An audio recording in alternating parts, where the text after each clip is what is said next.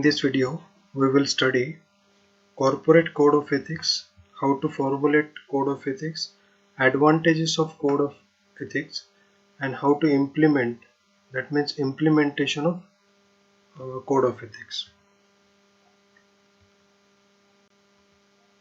Corporate code of ethics की अगर जब हम बात करते हैं तो corporate code of ethics it is particular to that particular organisation.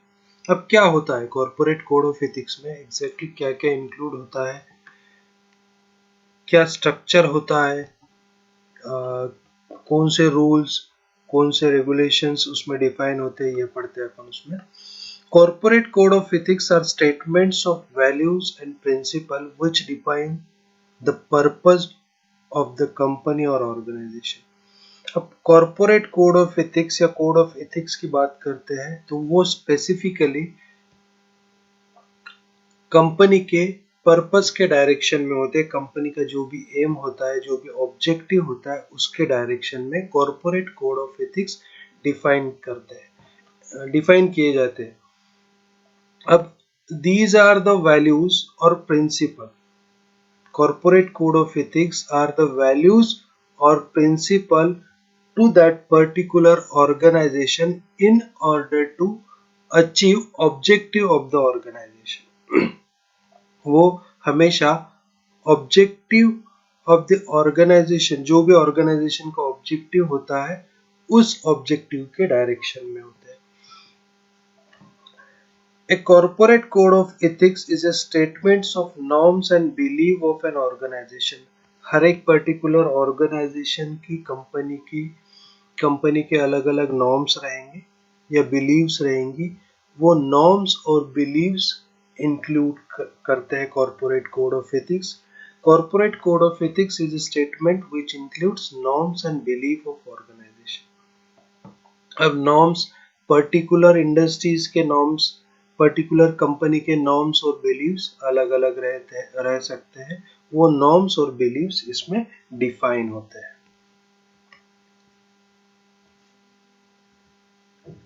Corporate code of ethics generally makes an employee of the organization aware of his or her obligations and the moral duties toward organization.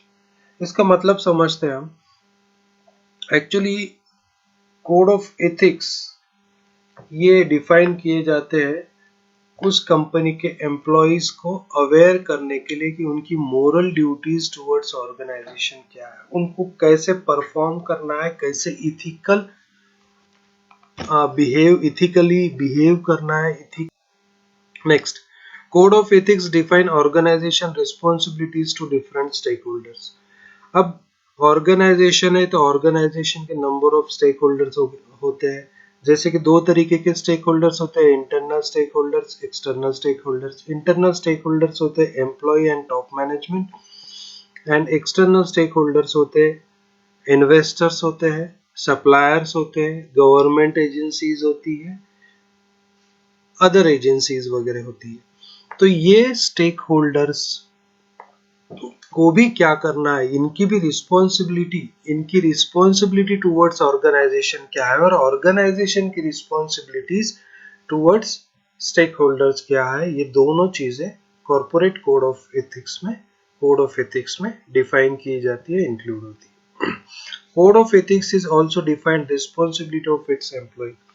अब particular employ की जितने भी employees है, top level, middle level, lower level, जितने भी employees है, वो employees की पर्टिकुलर एम्प्लॉयज की रिस्पॉन्सिबिलिटीज क्या है टुवर्ड्स ऑर्गेनाइजेशन। एक मैनेजर की रिस्पॉन्सिबिलिटीज क्या है, एक वर्कर की, एक इंजीनियर की, एक सुपरवाइजर की रिस्पॉन्सिबिलिटी क्या है टुवर्ड्स ऑर्गेनाइजेशन, ये भी डिफाइन होता है कॉर्पोरेट कोड ऑफ एथिक्स में। Code of ethics is all about ethical action in the work place. Naturally code of ethics है, एथिक्स से रिलेटेड है। It is all about ethical action, ethical behaviour in the work place. अब corporate code of ethics को interchangeably code of conduct या code of practices भी, चीज को corporate code of ethics code of conduct भी बोला जाता है, कोड ऑफ प्रैक्टिसेस भी बोला जाता है। बट ये तीनों थोड़ी डिफरेंट चीजें हैं, हम उनको इंडिविजुअली पढ़ते हैं।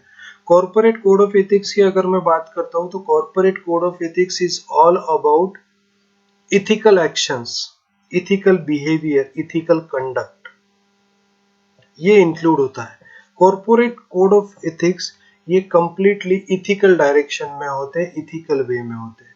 मैं कॉर्पोरेट कोड ऑफ कंडक्ट की अगर बात करता हूँ, कॉर्पोरेट कोड ऑफ कंडक्ट की अगर बात करता हूँ तो कॉर्पोरेट कोड ऑफ कंडक्ट में हमारा कंडक्ट, कंपनी में हमारा बिहेवियर कैसा रहना चाहिए, हमने लोगों के साथ कैसे बिहेव करना चाहिए, हमारा कंडक्ट क्या है, वो एग्जैक्टली उसमें डिफाइन किया हो जाता है। एग्जैक्टली मतलब ये करना है और ये नहीं करना है। जैसे कि स्टेटमेंट्स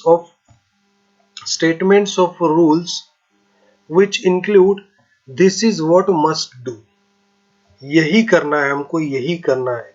किसी पर्टिकुलर टास्क के लिए पर्टिकुलर चीजें डिफाइन की जाती है, यही करना है, यही चीज उसी पर्टिकुलर सिचुएशन में हमको करना है, इसके अलावा कुछ नहीं करना है। It is all about dos and don'ts, हमको ये करना है और ये नहीं करना है। डूज एंड डोंट्स डिफाइन होते हैं, वो डूज और डोंट्स को फॉलो करना है कंपनी के एम्प्लॉय को। It include penalties for non compliance of code of conduct. अब जनरली कोड ऑफ कंडक्ट है ना, लोअर लेवल एम्प्लॉयज के लिए बनाया जाता है। लोअर लेवल जो companies sorry lower level employees होती है उनके लिए बनाया जाता है। तो जनरली अगर ये फॉलो नहीं करते हैं, इसका वायलेशन करते हैं अगर कोई एम्प्लॉय, तो उसके लिए नॉन फाइनेंशियल या फाइनेंशियल पेनल्टीज हो सकती है, कुछ एक्शंस भी ली जा सकती है जो भी डिफाइन हो कोड ऑफ कंडक्ट में। अब code of conduct action specify करता है स्पेशल सिचुएशन के लिए, या फिर उस वर्क प्लेस में हमारी एक्शंस, हमारा बिहेवियर कैसा रहना चाहिए उसका स्पेसिफाई करता है। इसमें कोड ऑफ कंडक्ट में रिलेटेड एग्जांपल्स भी दिए जा सकते हैं कि इस पर्टिकुलर सिचुएशन में, इस पर्टिकुलर जगह पे, या फिर while doing work with particular machineries हमको कौन से सिक्योरिटी इश्यूज फॉलो करना है। इस तरीके के रूल्स, नॉर्म्स डिफाइन किए जा सकते हैं। आगे पढ़ते हैं code of practices. It is all about policies and procedures. अब पर्टिकुलर सिचुएशन के लिए या पर्टिकुलर ऑर्गेनाइजेशन की या पर्टिकुलर इंस्टीट्यूशन की अपनी पॉलिसीज और प्रैक्टिसेस रहेंगे, वो डिफाइन किए रहेंगे कोड ऑफ कंडक्ट में। ये प्रोफेशन के हिसाब से होता है, जैसे मेडिकल प्रोफेशन में कैसे बिहेव करना है, लीगल प्रोफेशन में कैसे बिहेव करना है, सॉफ्टवेयर इंडस्ट्रीज में कैसे बिहेव करना है। तो ये अलग अलग इंडस्ट्रीज के हिसाब से प्रैक्टिसेस होते हैं, पॉलिसीज होती है, तो वो पॉलिसीज को हमको फॉलो करना है। क्या वो फॉलो करना है, वो फॉलो करने के जो नॉर्म्स है, रूल्स है, वो कोड ऑफ प्रैक्टिसेस में डिफाइन किए जाते हैं।